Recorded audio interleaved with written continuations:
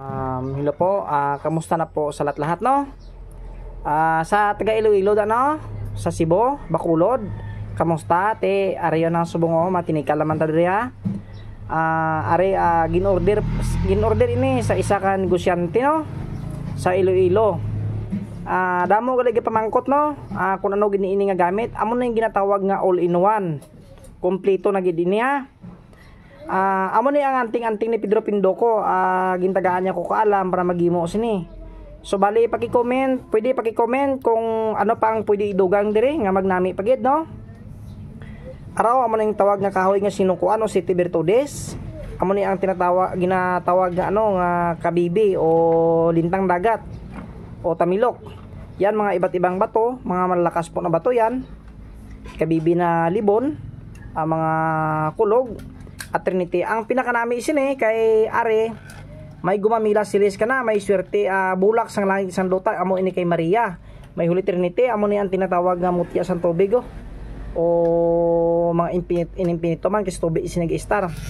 Ang nami sini sa aton gumamila silis kay ano ini, may ara gini lubong, may orasyon, may pulong, may ara material. Kagang kombinasyon niya Rudraksha beads o tuki-tuki o haring bakal, amo ining anting-anting nga the Lord of Shiva.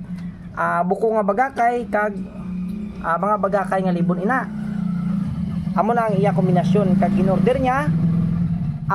Pinaka swerte gini sa tanan-tanan, no, pag may-ari kasi ni. Ang pinakanami kay ang kombinasyon niya sa likod lubi nga way mata, no. Maglibog ang iya ulo kay nga pag kulintas mo ambal sa bro, pila ka bilog anting-anting mo. Nga lain man to suot mo, suksok mo kahapon, lain man subong. Way sa kabalo nga baliktaran ina, oh. Nan, baliktaran. Hindi sa halata, no, pero pag atubang mo, wow, charan. Kaya ulit, no, magtigilig naman tayo kasi ang iba ay hindi nakakaintindis. Kaya ito ay napagawa sa ano, sa Iloilo, isa pong malaking negosyante na tao. Ang pinagawa niya, ito ay kombinasyon harap, Pedro Pindoco, at ang likod po ay 4 na mata. Nako, hindi matutumba ang iyong negosyo. Kaya paki-comment nga kung ano pa ang gawin ni Kabiboy nito para lalong gumanda itong gamit na ito. Yan, kaya talaga ay pagtingin nyo yan ay Kabiboy, bakit medyo mahal? Kasi kita nyo yan, ang paggawa ay nako, napaka matagal din po gawin yan ang paggawa ng gamit. At saka kita nyo naman, pulido po talaga ang paggawa niyan at lebilado, skulado at tuntunado. Kaya meron ka ng anting na all-in-one talaga ito. At saka ito ay meron na paggawa sa atin. Yan. Nasubukan ulit ang ating pong gamit ni Kabiboy, no. Meron pong napagawa ng pikit ng manok o manok na pula.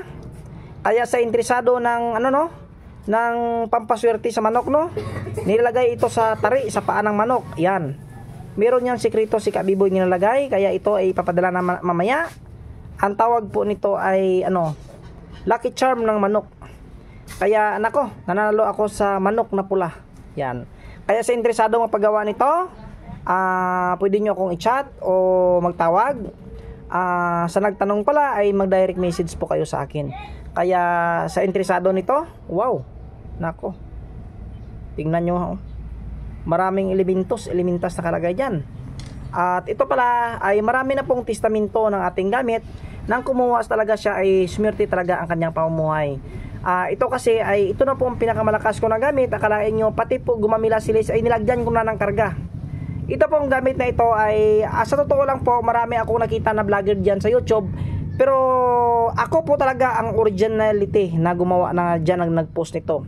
Akin po ito disenyo. Yan. Ito po ang disenyo ko sa paggawa. Yan. Tingnan nyo po.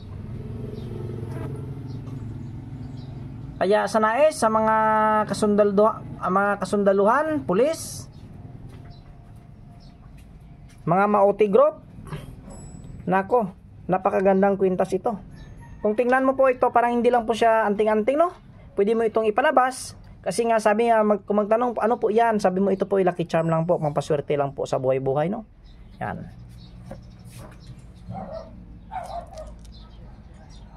Kaya sa nais, gusto mo paggawa ng mga disenyo na ito, mag-PM kayo sa akin.